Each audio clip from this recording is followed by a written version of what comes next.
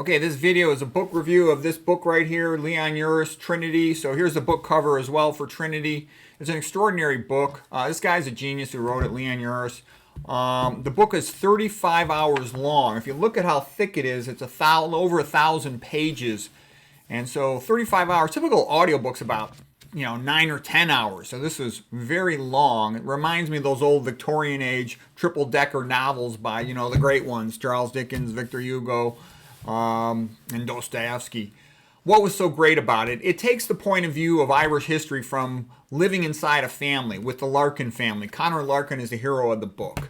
The narrator was very good. He has an Irish accent, and he reminds me, my father's from Ireland, all my uncles, grandfathers and stuff, they told me all the stories about old Ireland, and the book rings true with everything that I've heard and learned about Ireland. The one thing I didn't like about it, it was too anti-church.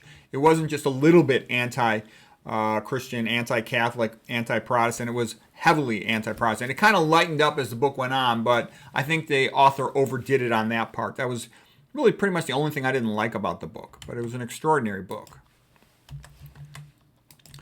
It covers the history of Ireland from 1800 to 1917. I like the fact that it follows you see everything from the eyes of the Irish people. You also get to see it from the point of view of the English. He's very good about that. He reminds me of Tolstoy as a writer, sort of an omniscient narrator who has a fundamentally accurate perception, as Tolstoy has been described, that everything rings true and the characters are real. You could sense it, okay? So it's a better way, because most Irish history books, they all describe everything and it's kind of cold and objective and distant. This is very personal and upfront. The book begins with the funeral of the grandfather of Conor Larkin. Conor Larkin is the hero of the book. And the thing that's good about the funeral is it brings all the family together, and then all the old guys start telling the history to the young guys. And that's how young people learn history, from the elders. And so it gives you all this Irish history and family history that then sets the course of the book. And it goes through the big events. You see what it's like to live day to day through the famine.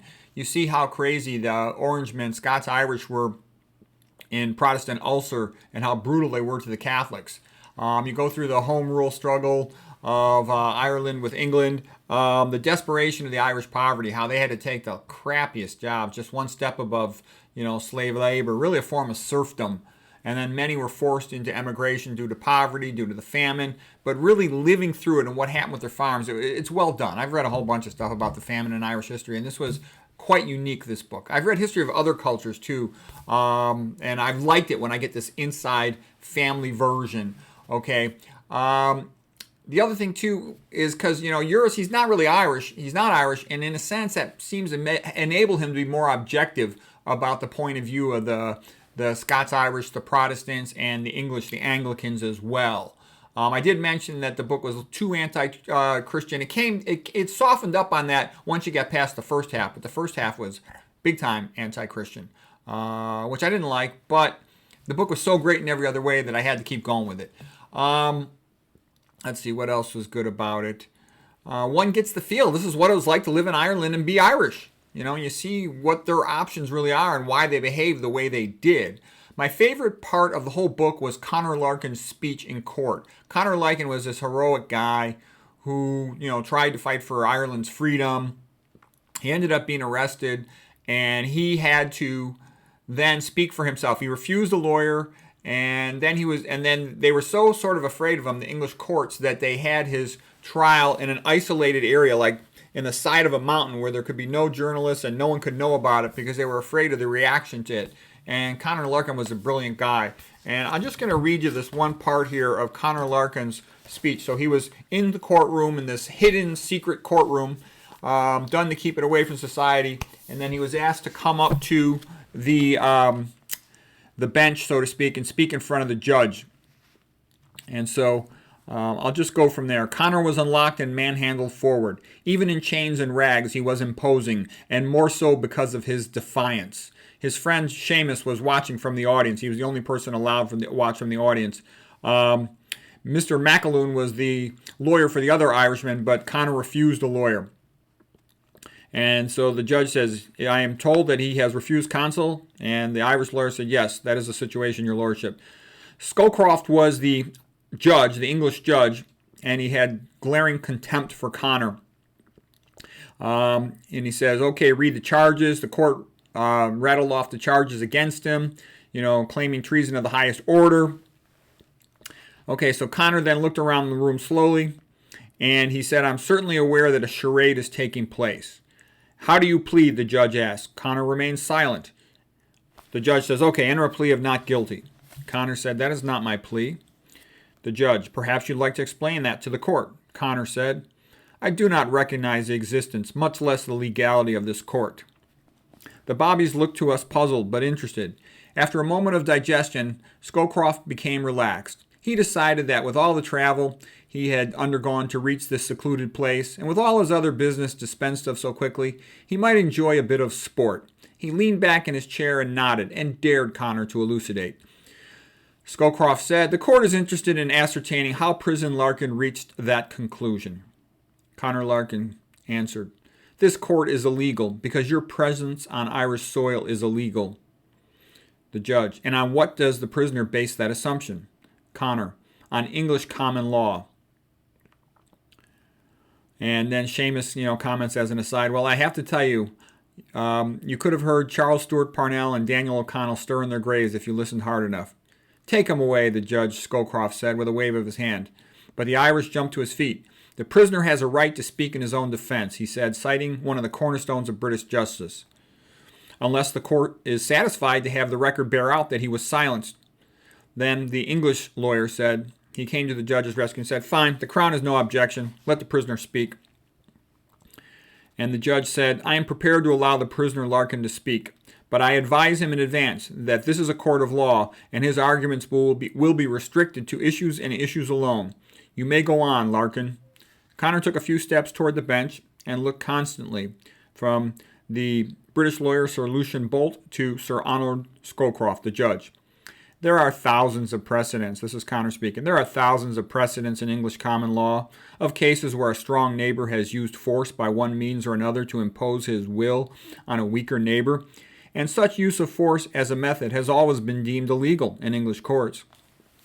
Without use of a proper legal library to support my arguments, I will nonetheless attempt to cite a dozen or so landmark cases with which I am certain you are quite familiar. Connor then went into the most magnificent extemporaneous dissertation I or anyone else within earshot had ever heard. At first, no one could believe the language coming from a man in rags and chains. Then we all became totally swept up. By the way, the person commenting here, the narrator, is Seamus, who is a friend of Connor Larkin and who's a highly literate fellow who went to college. But he's not as brilliant as Connor Larkin. Okay. He cited cases known to all lawyers of quarrels where force was declared illegal between neighbors in a close situation in cities, between farmers, between large estate holders, between municipalities, between counties, and between British provinces on the mother island. Wales versus England, Scotland versus England.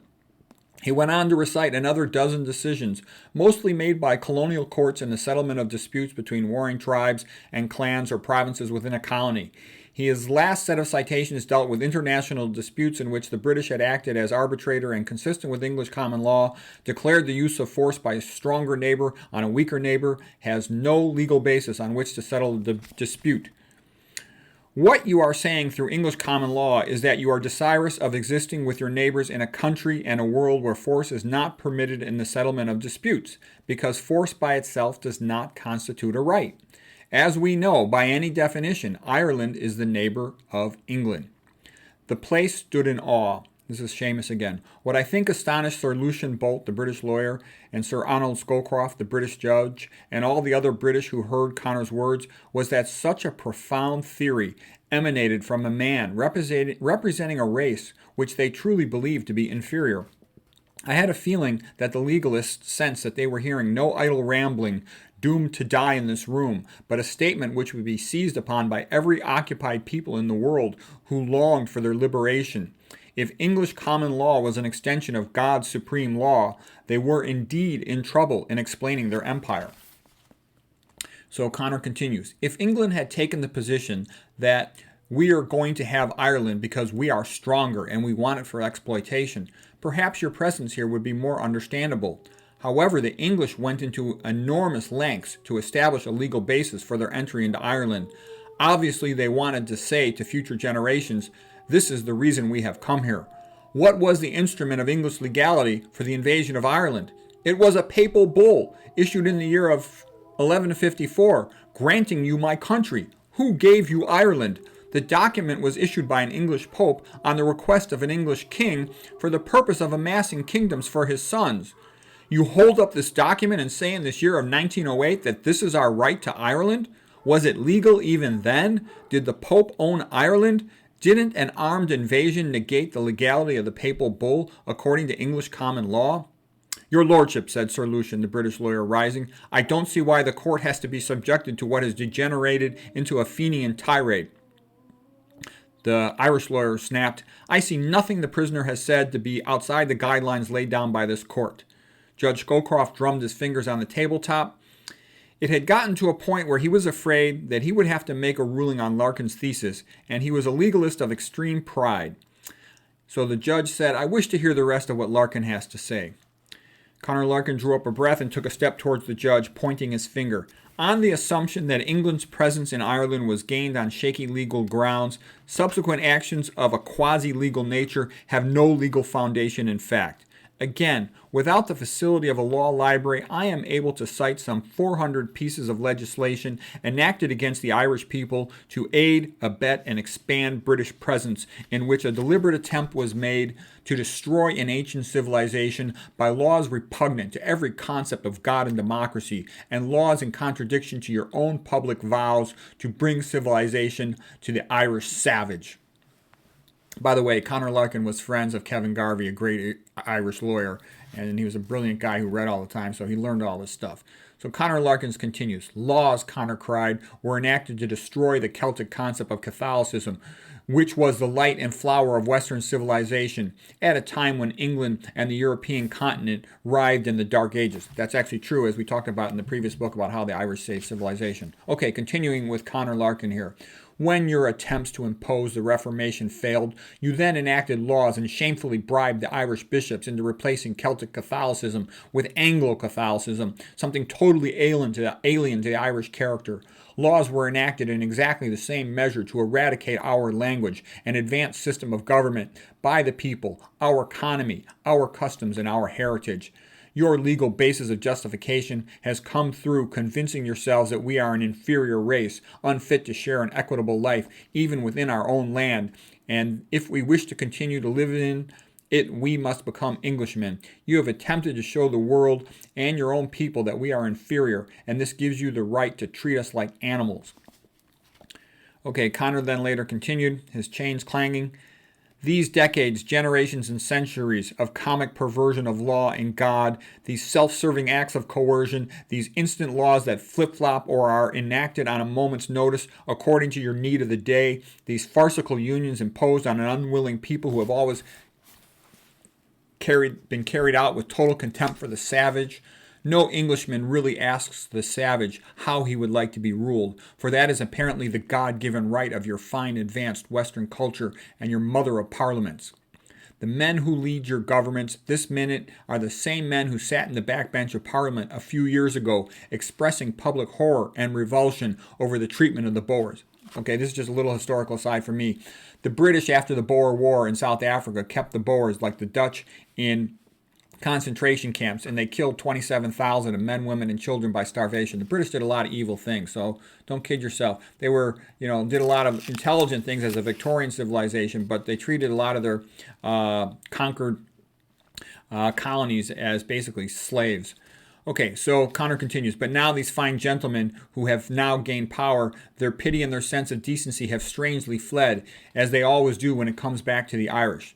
So the British lawyer stands up and he says, must this continue? And the Irish lawyer says, yes, yes, yes.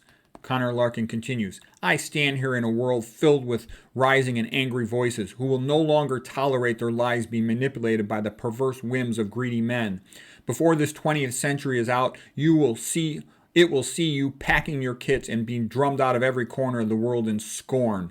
You are a bunch of damned hypocrites, holding yourselves up to the world as the successors of the ancient democracies, while your hands are soaked in blood and your parliament hosts this mockery. All you are really in it for is the money. Now the judge burst out, silence, silence. his cheeks red as his mesmerism vanished. Connor threw back his head and laughed as the guards closed in on him. "But, my lord," he said to the judge, "even the lowest Irishman is allowed his speech from the dock." The judge yelled out, "Silence the prisoner." Connor said, "What are you afraid of? No one will hear me. You've made certain of that." As Connor was seized by Major Westcott, who bowed to the judge, he said, "Does the lordship wish to have the prisoner gagged?" "Aye, do that," Connor said. "Let's stop this pretense that I'll get justice from the same lovely people who've enacted the penal laws." The penal laws were very harsh laws against the Irish. The judge, Sir Arnold, studied himself back into control and waved Major Westcott away. "This court has been overly generous. No further presentation of the prisoner is required." "Court?" Connor mocked. "I see no court. I see a hidden room buried in the Wicklow Mountains. There are no law books here, no journalists, no probing eyes or impartial minds. Are you inferring, sir, that this is the British courtroom?" The judge was paralyzed in shock. Connor continued, "Are you telling me you brought me to this place, this hidden place in the mountains, to dispense justice? Or are you saying that this is the justice you really have in mind for the Irish?" Connor turned around, his chains rattling, and his eyes reached every man in the room, and they backed off from his glare. "Court, this is a star chamber, a day out of the Dark Ages, a diabolical notion of justice, a reversion of the Inquisition. Are you serious about this?" Connor shuffled to the judge's table and leaned over, looking the man in his eyes. And the man blinked. He said, "You, sir," to the judge, "are a stranger in my land, mister. In the end, your fake legality will be exposed, and you will crawl out of Ireland reviled." A silence followed, a long, terrible silence. "The prisoner," the judge said shakily, "is remanded to solitary confinement while the court takes this matter under advisement." And then the judge bolted from the room, and the Major Westcott said, "All rise." Okay, so what I get out of that, it was a magnificent scene, is Connor Larkin, in a sense, reminded me of Samson from the Old Testament. All right, he's a strong man with strong words, and it was brilliant. And there was many other brilliant moments in the book, and many emotional, incredibly tugging at your heartstrings. So I think it's a great book. It's a great audiobook. You know, if you're driving in your car, you might as well listen to something educational. This will get you a better sense of what it was like to be Irish than those other history books.